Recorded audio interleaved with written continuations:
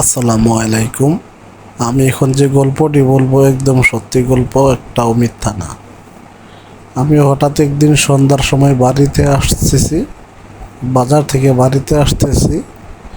আসতে আসতে বাড়ির সামনে এসে একটা তেঁতুল গাছ ছিল আর এখানে একটা বাজার ছিল। হঠাৎ দেখলাম কি চোখের সামনে দুইটা বাঁশ পড়ে আছে। দুইটা বাঁশ পড়ে দেখে মনটা একটা কেমন যেন একটা নাড়া দিয়ে উঠলো। কতক্ষণ দাঁড়িয়ে থাকলাম, দাঁড়িয়ে থাকে একটু পিছনের দিক তাকালাম, দেখে আবার সামনের দিক তাকিয়ে দেখি বাসগুলা নেই, বাসগুলো আবার হারিয়ে গেছে। তারপর আবার পিছনে তাকালাম, দেখলাম কি তেঁতুল গাছটা যে আছে এই তেঁতুল গাছে আবার যেন কি যেন একটা গুড় গুড় গুড় গুড় গুড় করতেছে। হঠাৎ করে আবার সামনের দিকে তাকালাম, আবার বাসগুলো পড়ে আছে। আমি তো একটা মহা টেনশনে পড়ে গেলাম, কি হইলো এটা, কি হইলো এটা। তারপরে করলাম কি, চোখ বদ্ধ করে কতক্ষণ দাঁড়িয়ে রইলাম, একটা দুরূদ শরীফ পড়লাম, দুই দুই একটা দোয়া টোয়া পড়লাম। দোয়া পড়ার পরে তারপরে করলাম কি, সামনের দিক বাসগুলা পড়েই আছে, সামনের দিক যাইতেছি যাইতেছি যাইতেছি, একবারে বাসের কাছে এসে পড়ছি, তখন দেখি বাসগুলা দাঁড়াই গেছে। তারপরে আবার একটা দোয়া পড়লাম, দোয়া পড়া দিলাম বাড়ির সামনে একদম হাঁটা।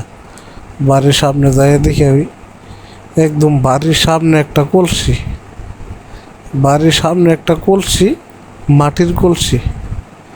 আমি আরও বিধ্বস্ত হয়ে গেলাম, ঘটনা আজকে কী হইতেছে, এমন কেন সব হইতেছে আমার সাথে, আগে তো কখন এমন হয় নাই। তারপরে কলসি, হঠাৎ কলসিটার দিকে একটু তাকালাম, দেখলাম কলসিটা নিজে নিজে নড়তেছে চড়তেছে ঘুরতেছে, শুধু কলসিটা শুধু ঘুরতেছে ঘুরতেছে। হঠাৎ করে কলসির কাছে গেলাম, আমি তো ভয় পাইতেছি, কিন্তু নিজের অজান্তেই আমি কলসির কাছে চলে গেছি। কলসির কাছে যাওয়ার পরে দেখলাম কি যেন একটা ফুৎ করে উঠলো, একটা ফুৎ করে যেমন একটা আলো বাতাসের মতো যেন একটা উপর দিয়ে উঠে গেলো, এমন একটা জিনিস দেখলাম। দেখার পরে কতক্ষণ জিম মাইরে বসে আছি, আমি ঘরের দুয়ারের সামনে কতক্ষণ জিম মাইরে বসে আছি। আর ভাবলে থাকলাম আজকে আবার কি হইতেছে, আজকে আমার সাথে এমন হইতেছে কেন। হঠাৎ করে আবার প্রায় 1 ঘন্টা পর দেখলাম কি সব স্বাভাবিক, সব স্বাভাবিক। এটা কি হইলো না হইলো আমি কিচ্ছু বুঝলাম না।